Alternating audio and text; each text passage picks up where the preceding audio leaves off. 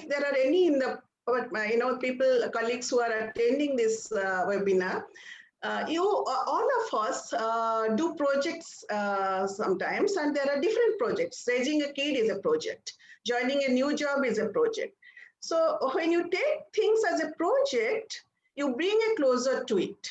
You think, if you take it as a challenge, you find out ways how to handle it, and project is completed. Similarly, when you take it as a challenge response, it boosts your self-confidence, it motivates action, and you learn from your action as well. So stress response can be a challenge response. It can be a tend and befriend response. This is very, very interesting. We'll talk about it more. So tend and befriend response basically says that you should have courage. When you have tend and befriend response, it gives you the courage, it motivates caregiving, and it strengthens social relationships. So you seek support, social support, and some of my past research says that people who seek support, they get support. So when you, choose to have this kind of a tend and befriend response, it motivates caregiving and strengthens social relationships and social support. And a third response that all of us have heard about till date is flight or fight response. So it is avoid, distract yourself, throw a punch, or either you flee from the situation or fight the situation. So if your fire alarm goes on in the midnight, so the kind of response appropriate here is that fight or flight response. You get up and run away up the house and go to the. But flight and fight response doesn't work if you have a commuting job, or if you have stress in your job, or if you think that raising a kid is a very stressful job. You cannot drop your kid and run away. You cannot fight with your job. You cannot leave your job. So there are situations where you cannot use flight or fight response. But there are certain situations when you see a snake in front of you, when you see that there is something very uncertain and very scary happens, so then you can do it. But in modern life, what I will try to highlight here is that it was very ideal for our ancestors, or in the olden days. In the modern life, stress has taken some other shape and some other, some other trajectory. So when you have a different trajectory, your response sets to be chosen should be considered as suitable for the situation. So what happens when we are stressed and when we actually feel stressed? What happens is that there is energy to rise to the challenge, to give the challenge response. Your body secretes adrenaline. We must have heard in our school days, if all of us are not psychologists, that adrenaline has a function when there is a rush of adrenaline when you face something very exciting or stimulated or something like that. So adrenal cortex and adrenal medulla, both of them are responsible for secreting a lot of hormones and neurotransmitters and neurohormones, which helps your body to respond to stressful situation. So what adrenaline actually does is that wakes up your senses, so you are alert, your mind wandering stops, you are focused. State of concentrated action. So when you're focused and wakes up you are alert, you take concentrated action. Mind you, my dear colleagues, that when you talk about mindfulness training, when you talk about meditation, when we say that please calm down and do some, this thing, what we do, we try to help people to focus and be alert about the here and now situation. So in a way, when there is adrenaline rush also, you are alert and you can focus on the stressful situation. cocktail of endorphins, adrenaline, testosterone, and dopamine when you are under stress. Together, they enhance sense of confidence and power. And together, they make you pursue your goals and they excite and delight you. Dopamine, the lovely hormone, neurohormone that we have. So this helps us to do all these things. So isn't it very exciting to know about the other aspects of stress? And here comes the most lovable cuddle hormone. This is known as oxytocin.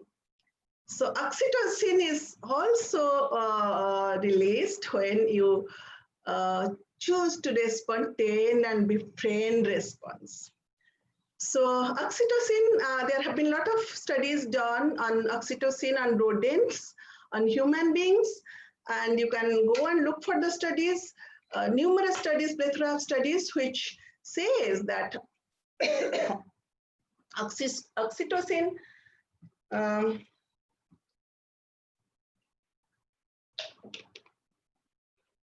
motivates people for social connection. So the rodents feel cuddly when they, there is secretion of oxytocin, and it is called the love molecule or the cuddle hormone, and it is secreted when there is a tend and befriend response. And you would be very happy to know that oxytocin helps heart cells regenerate. So oxytocin helps to strengthen your heart.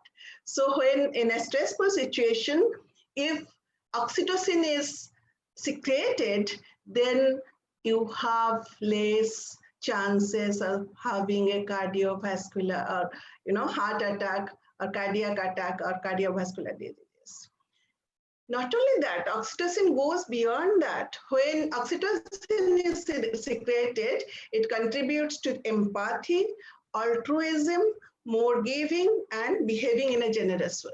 So there have been studies, a lot of studies done, just a minute before going to this, that when people have gone through pandemics like this, or very traumatic life experiences like having a stillborn baby or losing a dear one or going through some natural calamities or something like that, it has been seen that people who after facing that, people who have gone and helped others, similar others, or extended their extended altruistic activities or have got engaged in serving others, have felt much better and less stressed and more positive, and the effect of trauma is less on them as compared to others who have not chosen these activities. So my dear friends, what I'm trying to tell you here is that oxytocin also makes you altruistic. It has the potential to make you generous and altruistic, and people who are under, most likely they would like to help others, they will feel more generous, etc. So what happens, sorry. So when we're thinking about stress, we have to rethink about stress during COVID-19 and beyond also. So it is not only for COVID-19, it is also beyond COVID-19, any kind of stressful situation which happens because of the uncertainty, loss of control, and lack of, you cannot plan and expect what is going to happen. You have to rethink your stress responses, that how I am going to respond to it. I just now told you that rise to challenges, challenge response, connect to others, train and befriend response, and learn and grow, which comes from DHEA that we have talked about, the hormone which is released during cortisol also. So when it rises to challenges, the response will be, it enhances focuses your attention, heightens your senses, increases motivation, and mobilizes energy. The energy that has been energy bonds that have been released in your body, there is a focus, and you are alert, and adrenaline rush is there. So you have heightened your senses, and you have increased motivation, and that's how you face the challenge, address the challenge, face it, and deal with it. The second type of response that you can choose is connect with others, stay and befriend. So activists, pro-social instincts. So I was sharing with Professor Jukaitalung a little earlier that in the first week of lockdown, we did a study on health belief models and health behavior, and we had 1,429 subjects from all over India, and we had some people who work in utility services and people who are like you and me, normal people who are not in utility services, and you will be very happy to know that people who are working in utility services, they actually perceive less stress and less susceptibility to corona virus as compared to people like us. So when you are pro-social, when you are socially connected, when you it dampens fears and increases your energy. So what is advisable that, usually all of us, all psychologists say that. We say that, how do you do it? How do you, what to do then? So every day, what you do is that set a goal or find an opportunity to support someone else. So when you help someone or you do something for someone, it gives you, it primes our body and brain to take positive action. So, and when we our brain and body gets ready to take positive action, we experience more courage, more hope, and more connection. Isn't it wonderful? Isn't it a positive spiral? You help somebody else without a self-interest. You set a goal daily in whatever small way it is. It creates positive hormones in your body. It gives you a good kick to act positively, and it gives you hope and courage to find with a stressful situation. It dampens fears and increases energy. And then the third one, learn and grow. So what it does is that restores nervous system balance. You remember we talked about brain plasticity, neuroplasticity that DHEA helps us to do. Process and integrates the experience, your stress tolerance is increased and helps the brain to learn and grow. So brain learns and grows in terms of learning new responses, how to handle new situations and stressful situations. Oh, sorry. So it was not good enough to just talk about hormones and everything. We are social scientists. So we'll be convinced if you get some research from social science. So well, here was a study done in 121 countries, and they tried to find out the national index of stress. And what did they find out? That the countries which have a higher national index of stress, contrary to your expectation, they have higher life expectancies, they have higher GDP, they have higher well-being, they have more success and growth as compared to other indicators, and they have also higher, higher happiness index. So, countries which were low on stress index, they were suffering from poverty, their GDP was low, and they were also low on well-being. So it is not true, my dear friends, that stress always makes you, just try to think about it. So just let us start going back and deduct the day where I have felt very stressful. So if you deduct such days from your life, whatever will be remaining will not be so exciting. So please try to work on this, and you will realize the days when you have felt stressful, you have also been very productive and you have been very happy also. So, and this is also people have done research. Researchers have found out that from people, large scale studies, that people have reported the days when they have felt more stress.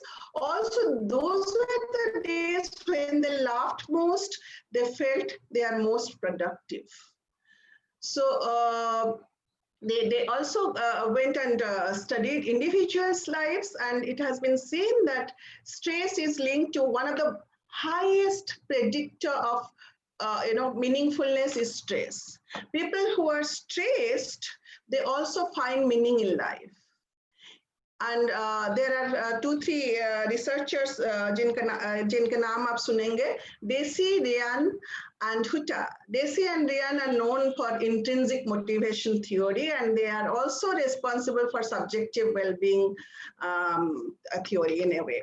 So they say that when you try to avoid stress and avoid pain, life becomes very flat, and it becomes bereft of any meaningfulness or happiness.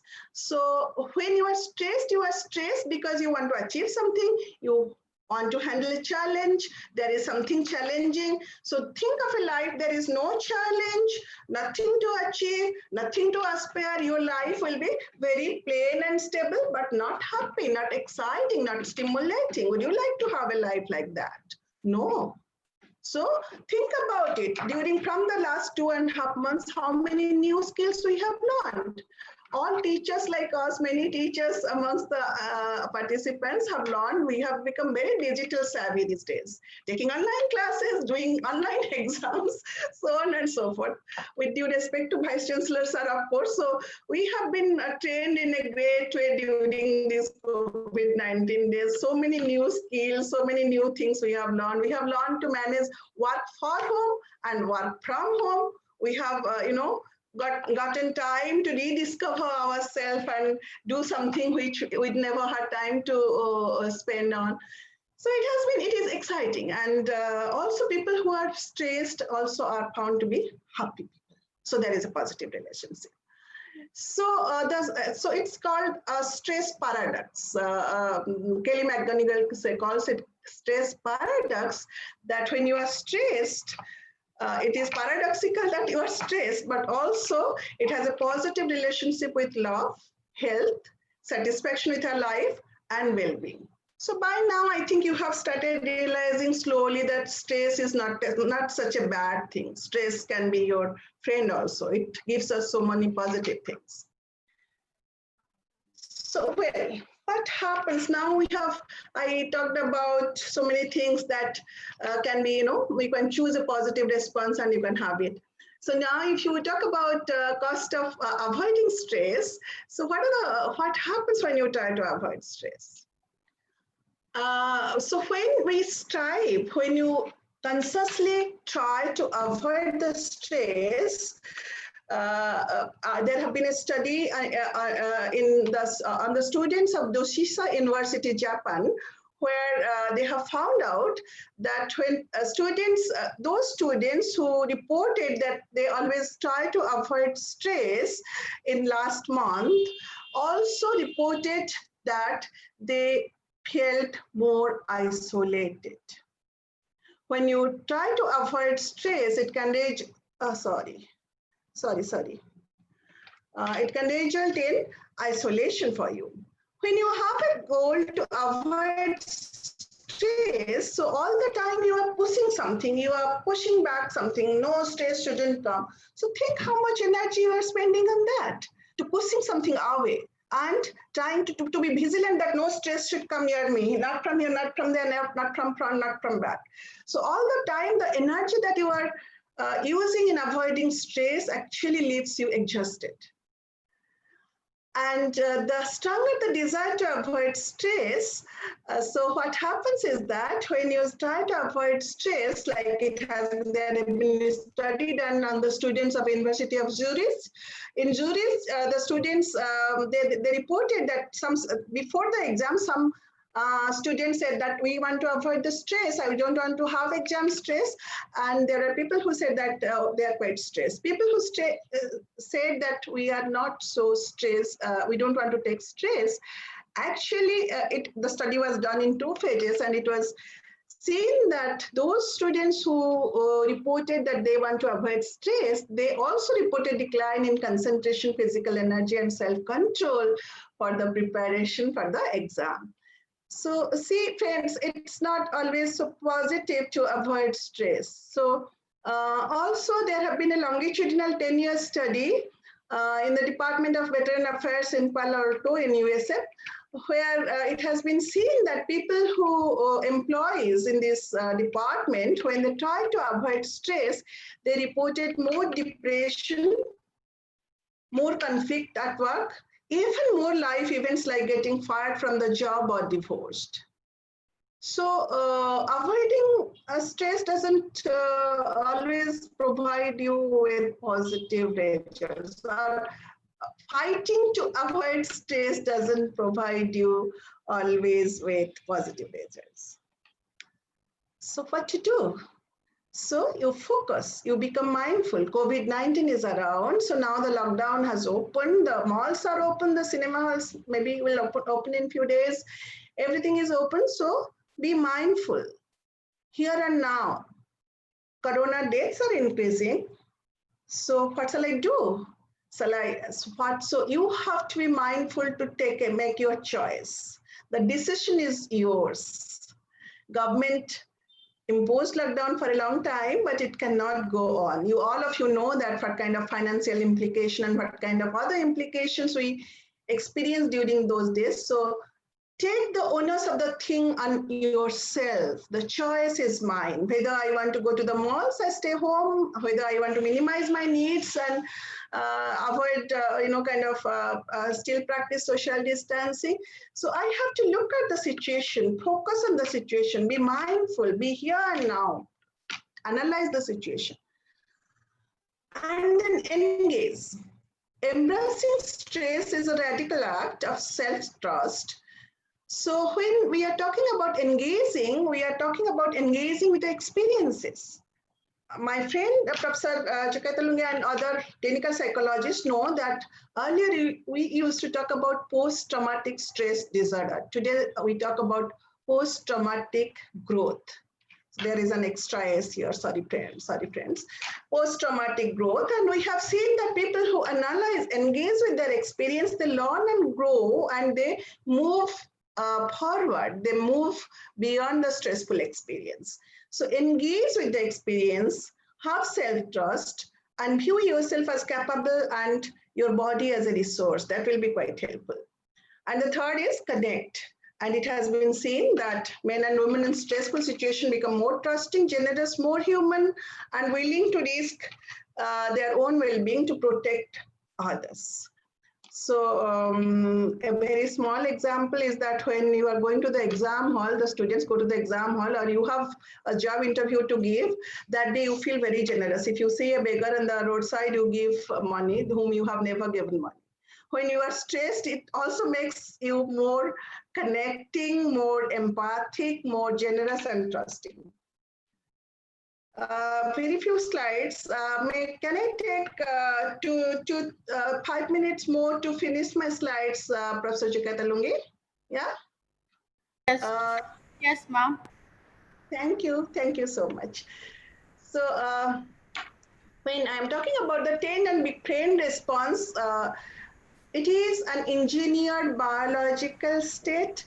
I call it engineered biological state because when you choose to respond in such a way, your brain has got different systems. So 3 systems in your brain gets activated.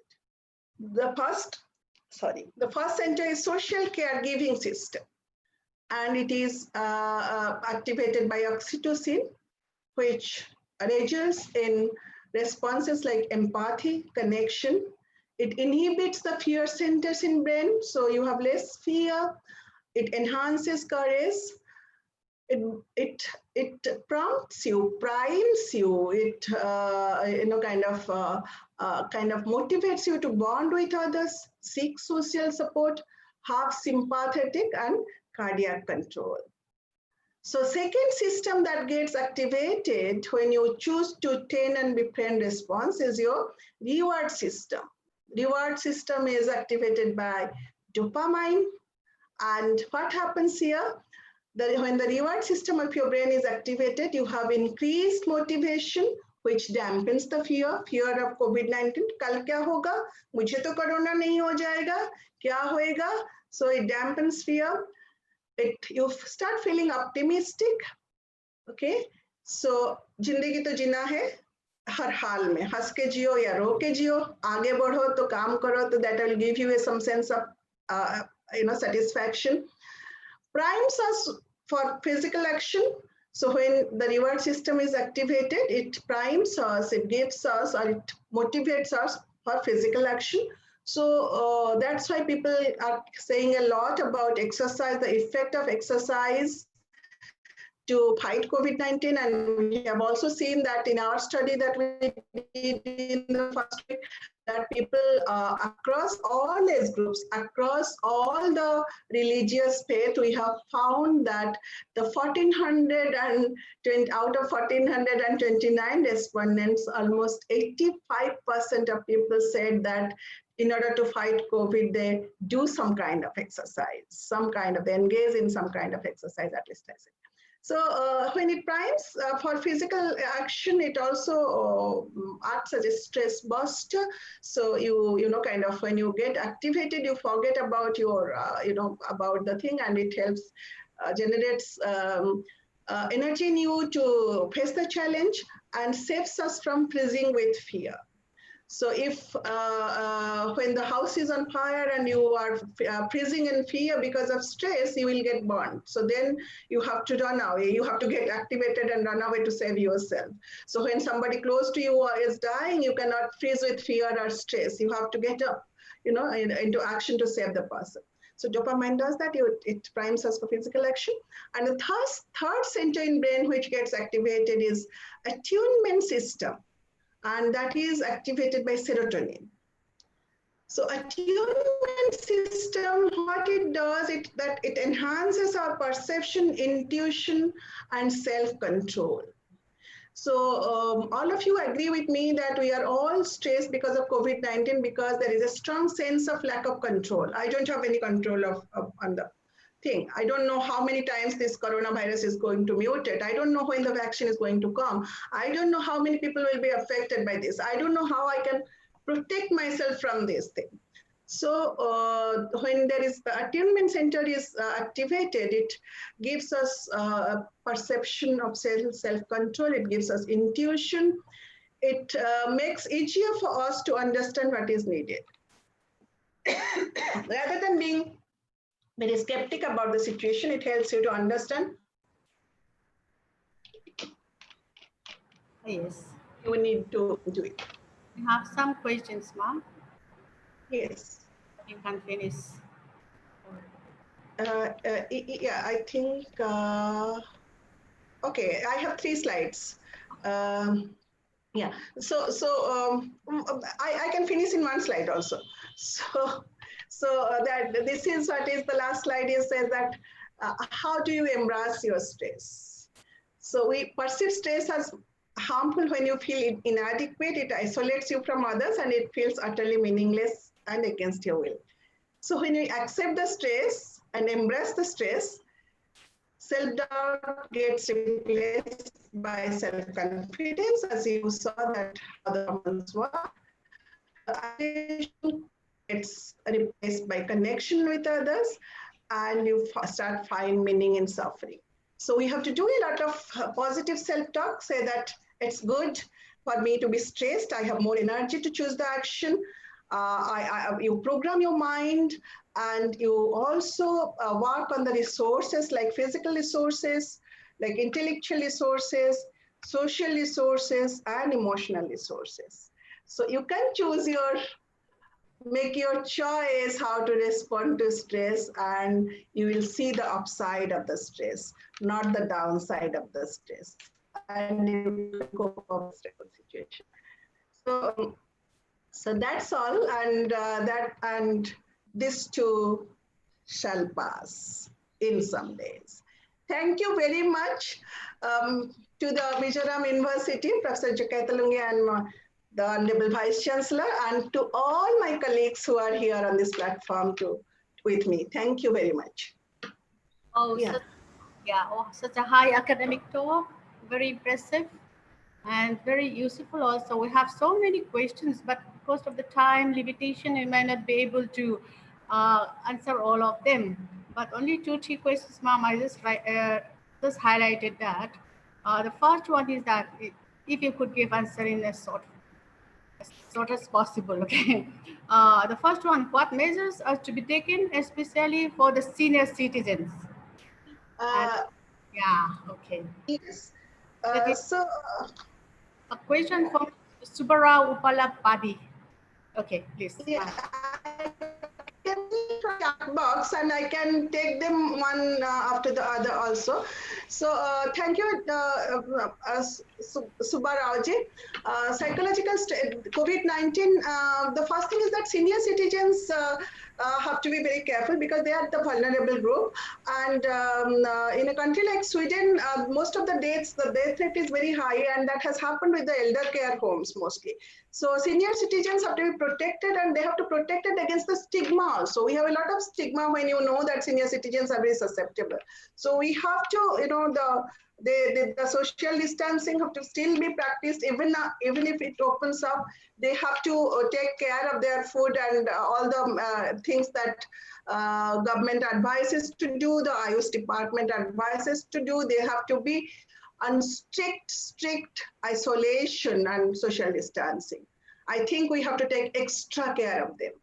And that's what many of the NGOs who are working with elder care, they are taking a lot of precautions as far as my knowledge goes. Yeah. Yes, ma'am. Another question is here. Sailendra Singh Rana, and he asking about that. Children are easily targeted, and the advice for what to do for such children. Where is it?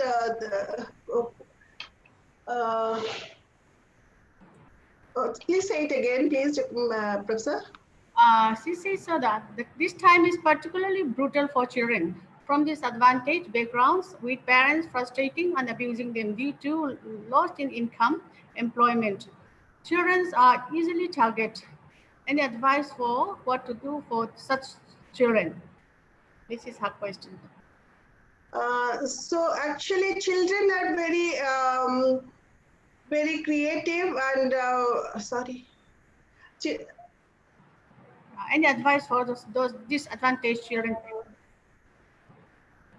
Children are actually very innovative and creative and very cooperative. Actually,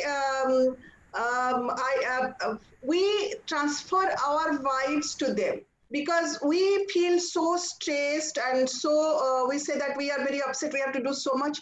So many of these things gets transferred, the vibes gets transferred the way to children, and they also behave like they are stressed. So we have to be very patient with the children, and believe me, there have been studies which says that children are very sensitive and very, so when you instruct and explain it to them, and if the parents are staying calm in this situation, it also will transfer to the children, and being with them, it will help. Did I answer? Thank you, ma'am. And the other one here is there a way to treat anxiety without medication? Is there a Uh, way through anxiety without any medications? It's a question from Vanlal Veni Pachuao. Yes, we can actually deal with anxiety without medication. I am a trained clinical hypnotherapist. We use applied clinical hypnotherapy where we use visualization, and like stress management programs also do. They use a lot of guided imagery, positive visualization, and when this relaxation and calming exercises, which actually significantly helps in anxiety management. you can manage it to a great extent. Yes. Thank you, ma'am. It's a question from Richi Sharma. Her question is, how can a mindset of a person whose work is in civil services?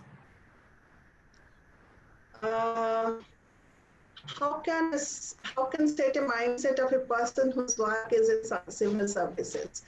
Okay, Madam Ruchi Sarma, we as psychologists believe that individuals are unique. Each individual is unique. And so all the people who are in civil services may not have the same. Yes, ma'am. To the participants, the video is already in the YouTube. You can download it, and that will help you. And because of we already run after time, so our text resource person already joined us, Professor Kamaluddin, Muhammad Kamaluddin.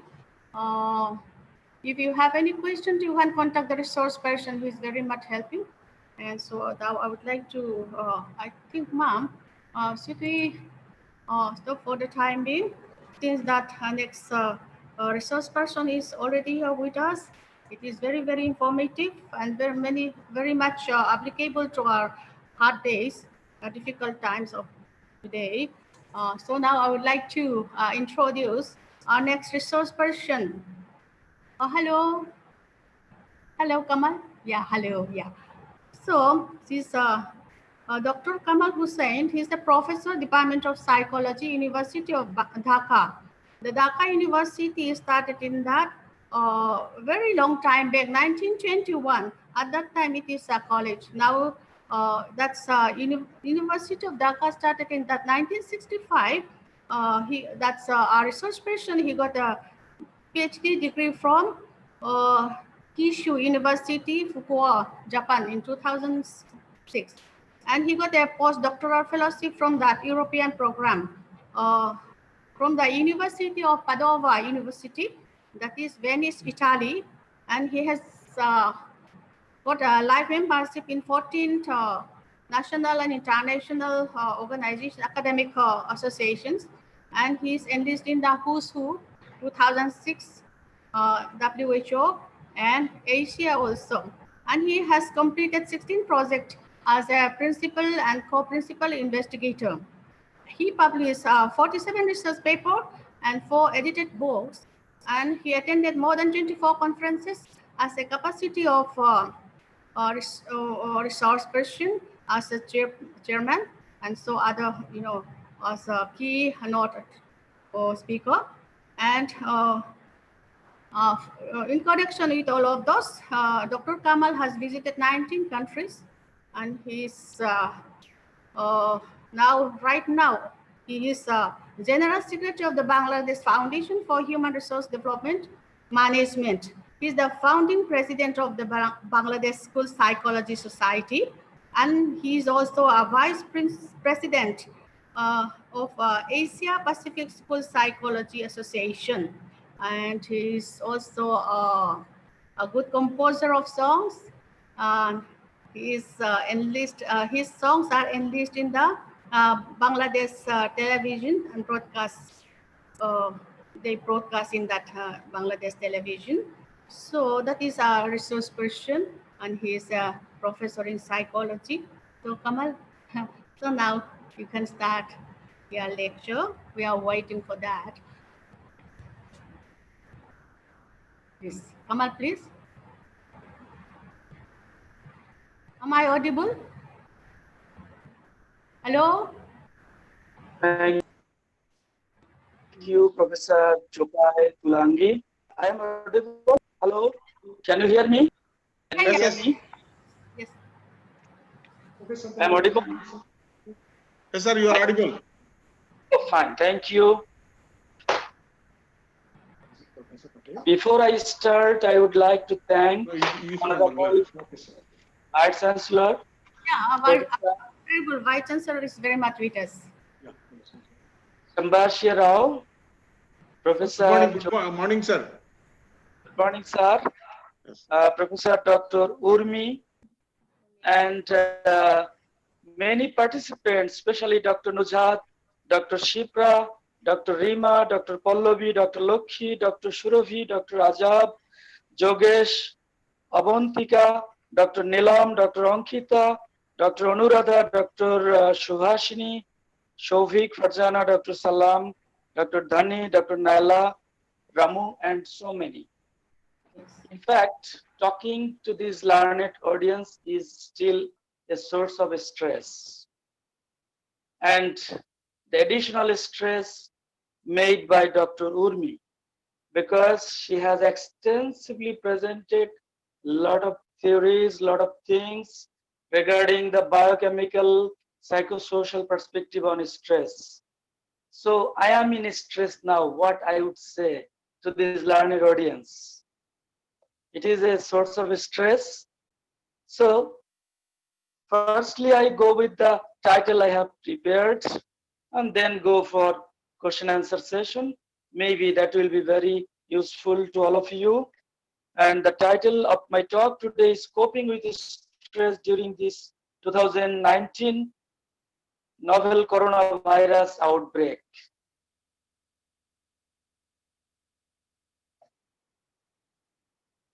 Yes, during this COVID-19, it is very obvious to be feelings of fear, feelings of doubt, feelings of anxiety, feelings of sadness. This is very obvious. But how can we deal with this appropriately? Stress, anger, anxiety, confusion, and PTSD. Definitely, if this stress level goes beyond your control, then Professor Jokai Tulangi, Dr. Urmi Das is at your help. Because when something goes beyond the control of the person concerned, psychologist might help. I don't want to go to the details of what is stress, how it works, but I would like to point out some different issues that is also addressed by Dr. Urmi in some way. We all do not react to stressful situations equally because someone said there are individual differences. Yes, there are individual differences. We have carried out a study in 48 countries during this COVID-19, and we found there is individual differences, also how social support can buffer the stress. That means stress induced by COVID-19 can be combated by the social perception of social support. It is called the buffering hypothesis of stress. If you, if me, if any other people are engaged in doing some activities during this COVID, like webinar, to help others, that help reduce your stress. And how you perceive this situation. Not all people perceive this situation as equally stressful. Why these differences? Again, because of psychological immunization. The term psychological immunization is synonymous to what we have taken during our childhood. We have taken influenza and other injections, tika, to protect our body from being ruined. Similarly, when you grow up in the family has its own system of immunization.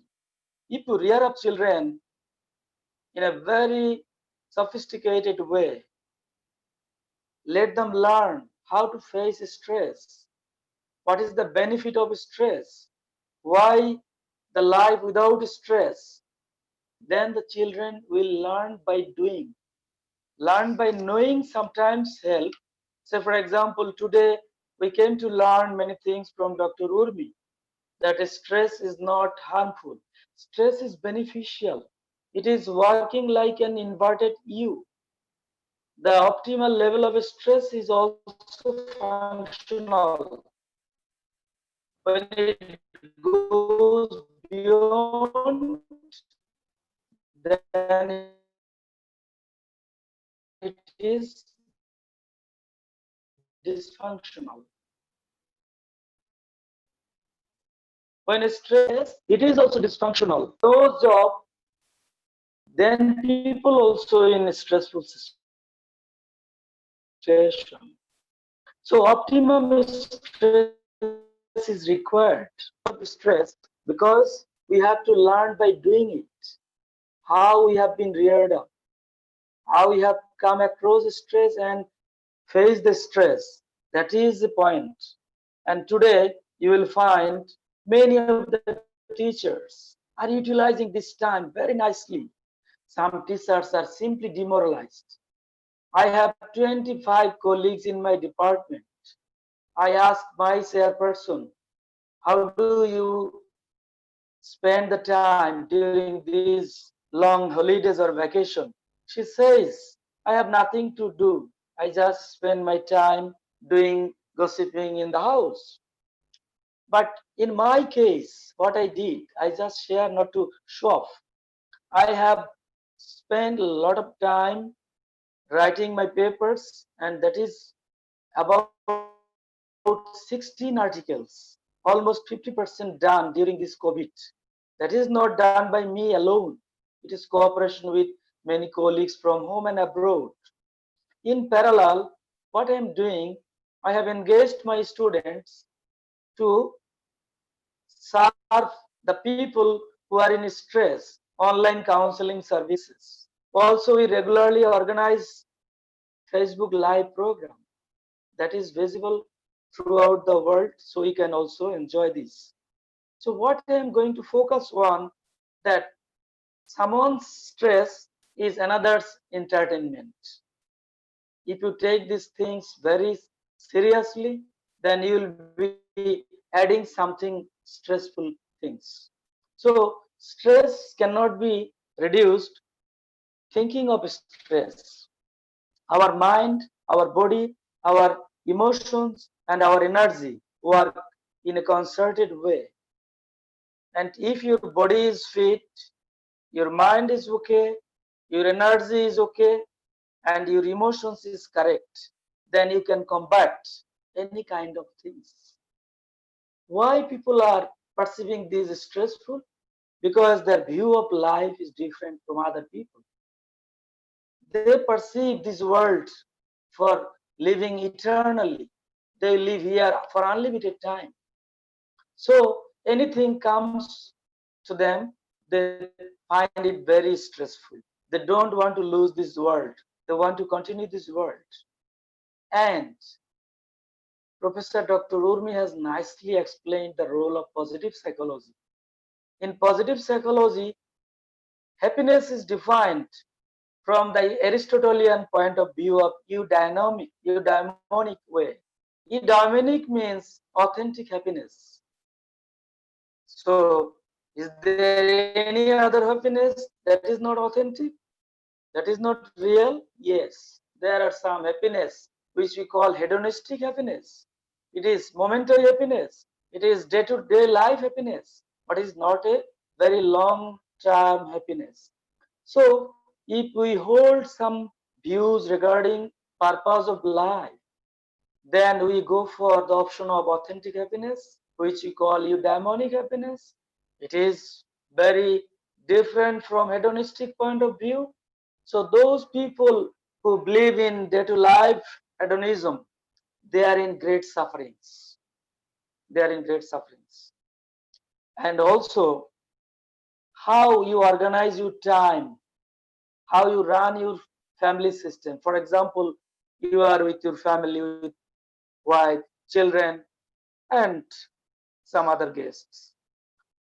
How do you face this situation? You get up early, you do the regular work, you take some exercises, you take food, you entertain with them, you watch television, and also you do your research work, you interact with people around you, you share views and ideas with them. This is the way to face the stress. as Dr. Urmi has referred to, stress is always positive.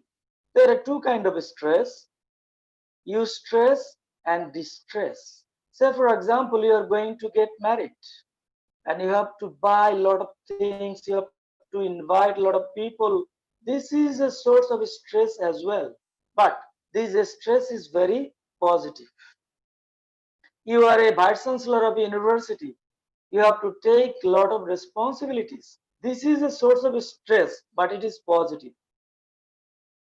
But when you have something like this during this COVID-19, you apprehend that you might lose your job, your relatives, you might lose your friend.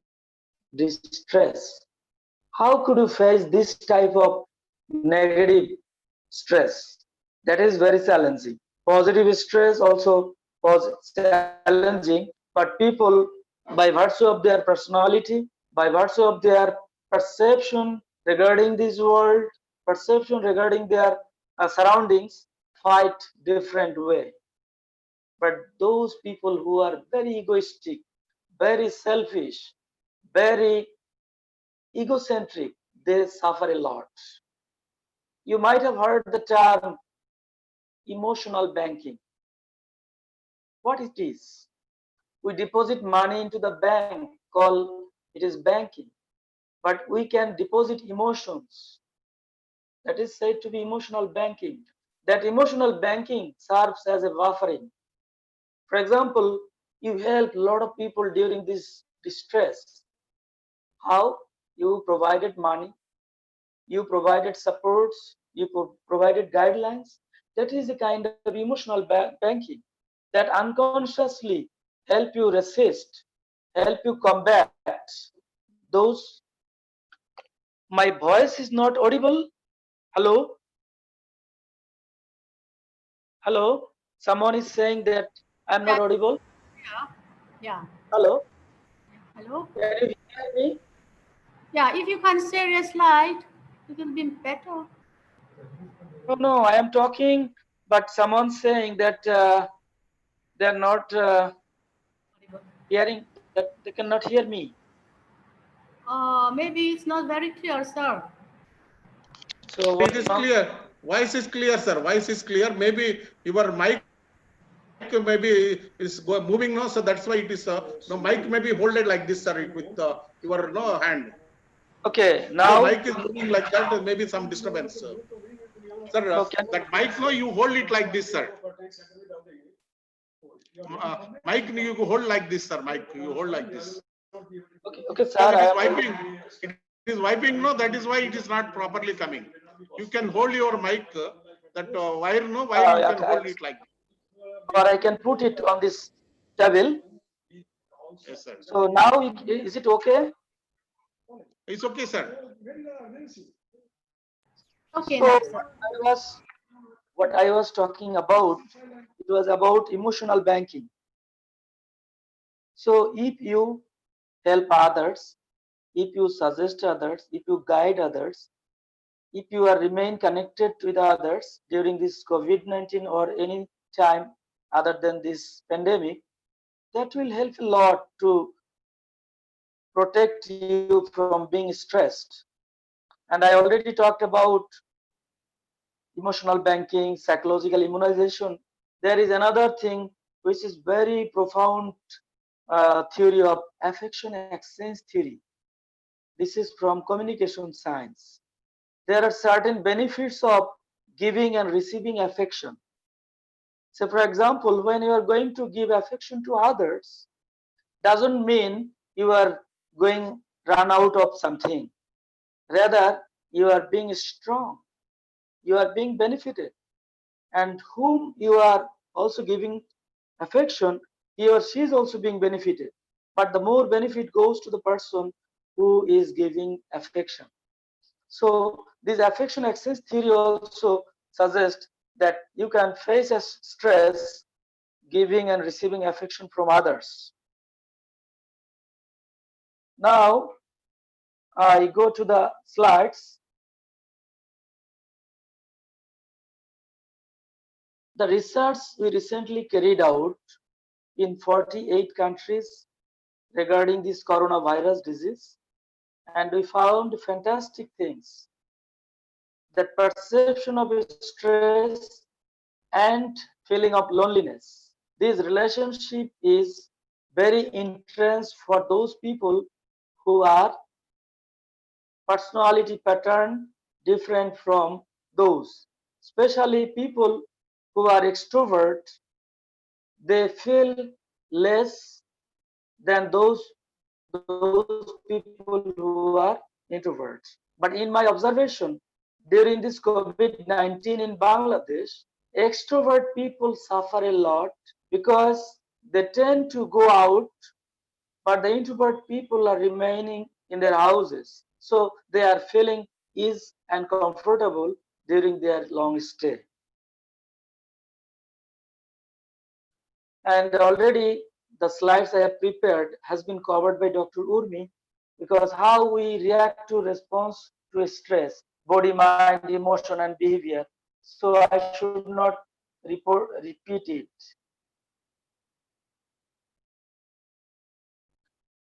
Now I am talking about how we will help children during this COVID, because you people are adults, you know many things, perhaps you have connection with others as well, but you have children in your family who are suffering a lot. How can you help them? If you are a judicious parent, definitely you have a lot of things to do. You can play with your children. You can give freedom to your children what they want to do in the house. For example, my daughter, she is in very stressful situation, but she wants to cook every day, every new dishes. We are very delighted to let her do whatever she likes. She is in better position now. She manages her time some way. Sometimes it is beneficial to ask your children to interact with their classmates, to ask the school teacher to stay time with their children in rotation every day. 2, 3 children, 2, 3 students will be interacted by the teacher. Then these children will feel not isolated. That is some way to combat this traumatic experience during this COVID-19. And I think regular routines should be maintained. We sometimes feel that we have no work today, or also the children feel like that. They all are feeling we should sleep till 1 p.m. No, don't be so relaxed. Get up as usual, but with some flexibility. Take the food, do some exercise, do some work.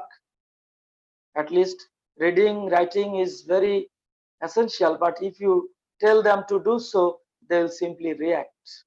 So it is better not to advise them to read their academic books, but indirectly they will do so. So I think there are many ways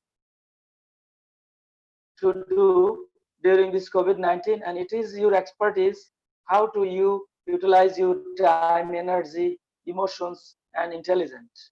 So I think I have talked a little because Dr. Urmi has made me in a situation that everything has been covered by her. So I would like to be asked questions from the audiences, so that I can ask those questions answered. That will be very good way from my side. I think so. And again, I thank you to unload my burden by Dr. Urmi. Thank you all. If you have Thank any you. question. Okay. Yes. Thank you, Professor. Uh, Thank you so much. It's very, very interesting, and it's also useful. And so many questions came in here. I'll just read out some of that. We cannot attend to all of those, but I'll be selective to that. It is written here. You know, uh, it is a question from Shubhasis Das. He is asking that.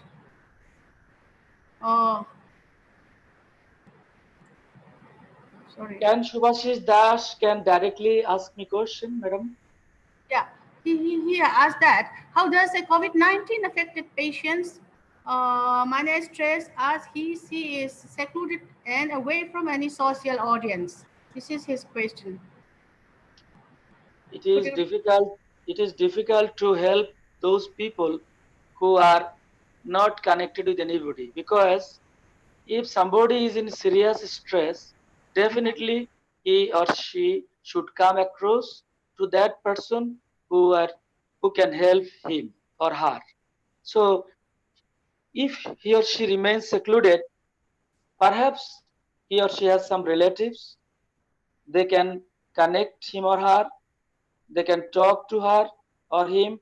And if it is very serious, some counselors, some psychologists, some psychotherapists can help her, definitely. But he or she needs to be connected with people. Otherwise, help cannot go automatically. Yes, sir. Yes, sir. And another question is here: how can we? It's one coming here. Let's just take it out there. No. How can one handle anxiety and panic attack? If you could answer that, sir. How I can? have already, I have already talked about Okay. how one can manage Mhm. emotion, how one can manage anxiety, how one can depression, depends to a greater extent Mm. on his or her personality makeup, on his or her body and intellectual makeup. So how he has grown up, that is a source of combating this stress. If he is weak in terms of psychological makeup, definitely someone else will help him or her. He should seek help from others. For example, he is in very serious anxiety, what will happen to him? This is a kind of thinking problem. So this thinking might be bizarre thinking. This thinking might be not real thinking, but he or she doesn't understand. So let him or her realize that these emotions is own created, not by the environment. You can recover from this situation by yourself. Just you reappraisal, you rethink, you redefine yourself, you redefine the situation, you focus on the problem, you focus on the solution. Okay, Yes, sir. Here, so many questions are there. Another questions are just please, I yeah, am very much eager. yeah.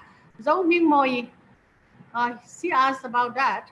How to deal with anxiety during COVID? How to deal with anxiety during COVID? This is the same question as was the before. Yeah. What kind of anxiety she is in now, that should be known first. And the sources of anxiety, whether it is genuine or her made problem, that should be also understood. Then we can go for suggesting. Because everyone's anxiety is not the similar in nature, similar in terms of sources. So depending on the nature and sources of anxiety or depression, someone can be suggested. But the basic guideline is don't think on the issue. Try to solve it in a piecemeal fashion. For example, you have a lot of works and you are simply perplexed. What you need to do is just set some priorities, and also you think which goal is easy to achieve. Easier goals to be achieved fast than go for the difficult ones. That will help build your confidence, and gradually you will be able to fight the difficult one as well. Okay.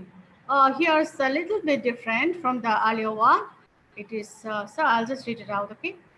This is a question from Padmavati MD. Her question is how to manage children with attention deficit hypertension. Disorder. Yeah.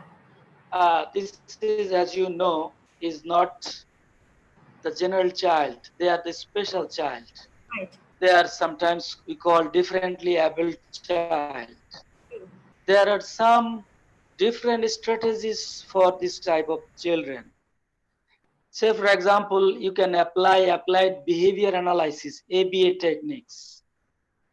You have to teach the children to learn small fashion, Yes, sir. not in a massive fashion. Mhm. So hyperactive children, attention deficit children might be both at a time, or some children are attention deficit, some are hyperactive, some are both.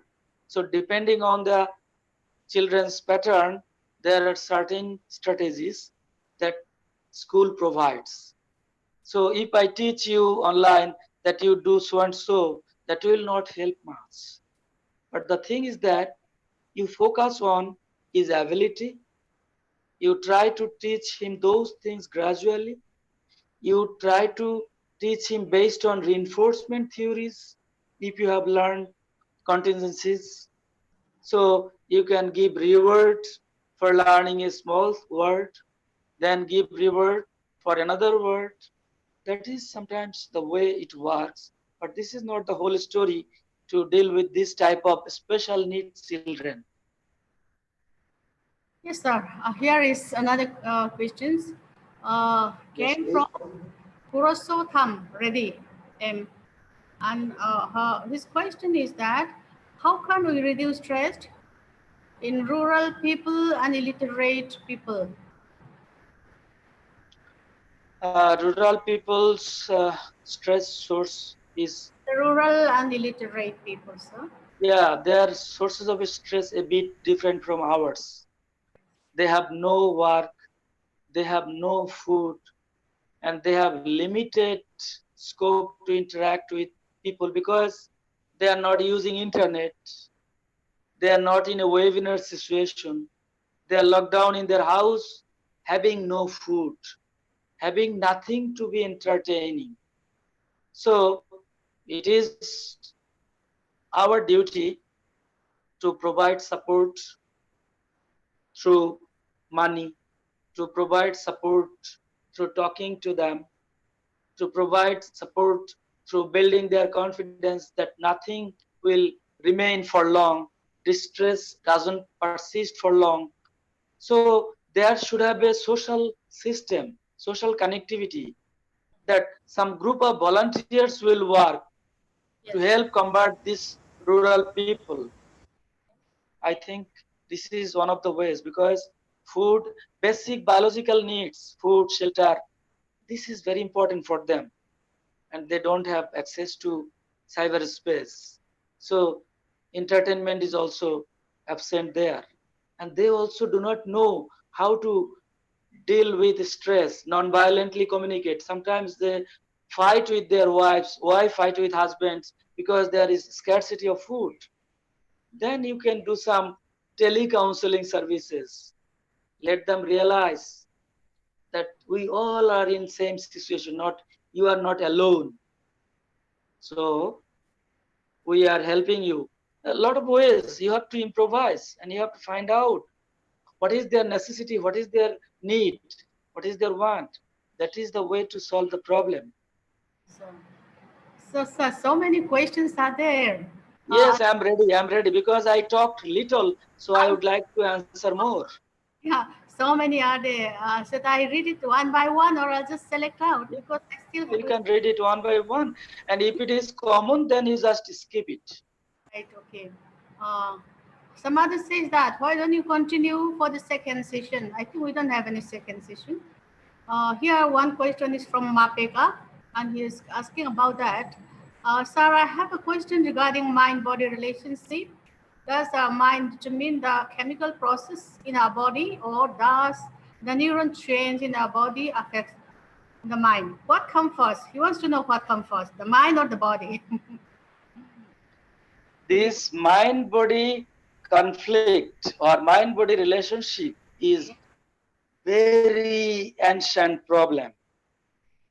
And if you find in yogi system, they don't deal with the mind and body only. Mind, body, emotions, and energy, the four things. So whether body affects mind or mind affects body, I would say both affect both. Reciprocity. For example, you are very angry. Yes.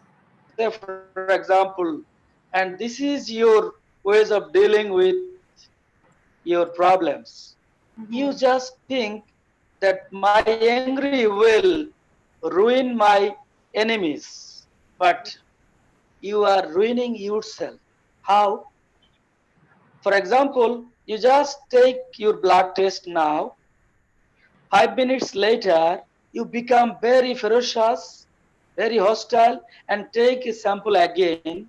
You will find something in your blood which is very poisonous. You can make it a blood test. So, what does it mean? Your mind directly affects your physiology. Similarly, if your body is very bad, you cannot speak well, you are not healthy, your mind is also being affected. So this mind-body relationship will continue till we are alive in this cosmos. That's true. It's really difficult to differentiate the hen or the egg come first, no? Yeah. Hen or egg come first? Which one come first, like that, no? Okay, now let us go to the next question. That is a question from Dr. Lalremrati. She's asking about that. Is emotional banking more higher among collectivist society as compared to individualistic society? Since from Yes, yes, yes, yes. that one, no? So if you could answer that, we are expecting answers from you. The answer is very evident. If you look at America, if you look at Spain, if you look at Italy, the mortality rate during COVID is very high. Much higher. And in India, in Bangladesh, is Mm-hmm. very low. Because in this collectivist society, we share many things. Yes, Elderly people in other countries suffer a lot. But mhm. in your society, we take care of the elderly people because we believe in collectivist theory. So this is a social strength that Yes. helps buffer this kind of problems. And the question is very, very nice question. Yes, So we should maintain this collectivist approach so far we can. that's emotional well-being and leads to equilibrium of that chemical imbalance. No? Yeah. Okay. So now next one, uh, Dr. Yaspal Ajat. This question is how to resolve the stress from home or institutional quarantine. This is almost same with the earlier one. So his question is that how to resolve stress from home or institutional quarantine. Sir, please. The best way for him, he is a male or female? He, I think so. He. He. Mm. So he should help her wife in Yes. cooking, in washing, in cleaning the house. This is one of the best ways. Then Okay. sit together, stay together, share with children, entertainment in the same place. Every day they should have some new food to cook, work apart from doing this own research work, make Huh? some collaboration with foreign scholars, and you will find there is no time for you. Because in psychology, we have an experiment named estimation of time under filled and unfilled condition. Say, for example, you are in meditation, you just get up from the meditation and you thought you have been in meditation for 30 minutes, but it was for 30 days. This means you cannot estimate the time. When people have no work, they feel the time is very long. So spend the time with your family, do the work in the family, do your own research work, interact with colleagues. I think no problem for you. Do good works, no? Yes, only one Yeah. more. The earlier one asked that does synopsis really work in the treatment for stress, anxiety, and depression? Another one's ask here. Uh, operant behavioral therapy is helpful during pandemic for child. If you can answer these two questions, that would be the last question from us. How many questions you just asked? Three or two or one? That one, one is he wanted to know about that is that's hypnosis is really work, and the other one is asking for that CBT, operant behavior therapy. Those tools are work for managing that stress during this pandemic. It's very good question. In fact, I did not have learned hypnosis, but I know what it is. It is a kind of auto suggestion. For example, you have a lot of memories, but you do not recollect them. Through hypnosis, that can be brought to surface. So hypnosis is a kind of process that can go into your unconsciousness, and if there are a lot of dust, a lot of garbage in your unconsciousness, that can be filtered through hypnosis, in my view. And regarding the CBT, definitely Yes. cognitive behavior therapy is very powerful tools, because cognitive behavior therapy suggests Yes. what you think, you act accordingly. If your thinking is changed, your behavior will be also changed. Yes, sir. So changing thinking is very difficult at the older age, because many problems arises because of our mindset. So that mindset is created during our childhood.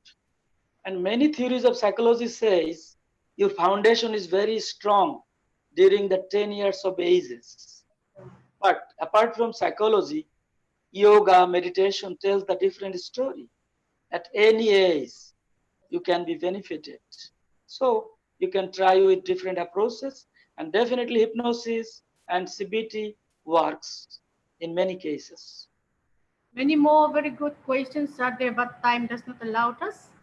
So it's You the can time. ask me. I have time for you. So everyone, that's participant. You can ask question to our resource person. Both of them, they can give you answers. Both of them are very competent academicians, so they can give you a Or you very can write me email. You can send me email so nice. that I can ask you later. No problem. But Yep, I remember those names: right. Dr. Shrovi, Jogesh, Avantika, Nilam, Ankita. I do not find them. Only I find in the webinar only two, three people, but Yeah. remaining are not visible. Right, sir. Thank you so much. So yeah, since it is pandemic and novelty, and because of its novelty, it is very unpredictable. It is not under our control. It invites a lot of stresses, and because of that, it will go on like that. But anyway, time does not allow us. We'll keep in touch. Participant and the panelists will keep in touch. We might able to do again another webinar So interaction. my final remarks, Yes, final comments, final yes. suggestions for all the audiences today, because they all seem to be university teacher or university student. From You different. just you just try to utilize your time very nicely. You just utilize your mind in a very positive way. You just utilize your emotions in a correct way.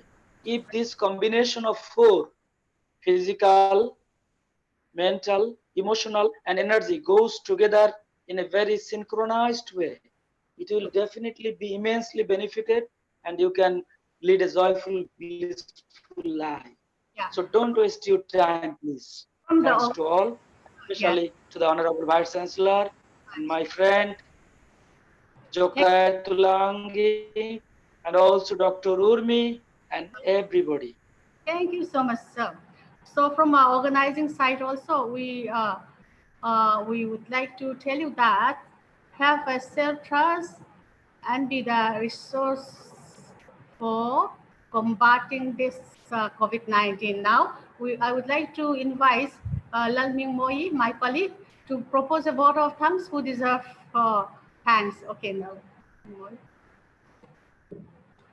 On behalf of the Department of Clinical Psychology, Mizoram University, I would like to thank our Honorable Vice Chancellor, Professor K.R.S. Sambasiva Rao, for giving us an opportunity and platform to address mental health issues in the time of a pandemic such as this. I would also like to thank our esteemed speakers, Professor Urmi Nanda Biswas and Professor Muhammad Kamal Uddin, for the informative talk as well as for teaching us practically applicable ways to deal with stress during this time. We are also grateful to the ICT Cell, Mizoram University for providing us all the IT support. And finally, I would like to thank all the participants for taking time to attend this webinar. Hope you all have a wonderful day. Thank you all. Thank you so much, Lalming Moi. So it's a time to say goodbye to my friend, Dr. Mohammed Kamaluddin, and my friend, Professor Ulmi. Hope we'll meet again, we'll work together. We also here, Mizoram University, working to combat this COVID-19. As I already told that Professor Ulmi, I myself also a convener in that committee on COVID-19, psychological and social guidance for the whole Mizoram state. So we've been working and we conducted a lot of researches and we have administered psychological tests and based on the results, we are giving guidance and counseling to the quarantine people and those who are needing that. This is, we did all of those under the advice and guiding, administrative help from Honorable Vice Chancellor. We are doing all of those. So in future, we can share our data, we can publish together, and so that in future possible outbreak of any of other pandemic things that we can fight together. So we can join hand in hand. We work together to combat that's COVID-19 or any other future possible outbreak. So we are very thankful to you all, especially to to our Honorable Vice Chancellor and this, as we already said that, but we still have a time. So now in Mizoram, we have only 93 affected persons because we are very much far from that main city, mainland of our country. But the thing is, so many of our people are coming back home and they return back here and then they come back with that, that's suffering with that and they're carrying back all of those anyway. That is, this is their hometown. They have to come back here. Here we are giving them a psychological help to them. We extend that to them. Every day, counseling groups are visiting them and giving the psychological help. And not only of that, church and NGOs and all of those government services are very, hand in hand working together. This is the way we are combating here. This is that message you carry back home. And then if we have any thing we could do to help you in our places, we can share our informations which you have got it from that experiences and that which you have collected the data from the field also we can share with you. So thank you so much once again, Dr. Urmila and Dr. Kamal. Thank you so much. So nice to meet you here. Though we cannot meet physically, but through webinar we could meet each other. Thank you so much. Thank you. Thank you. Now.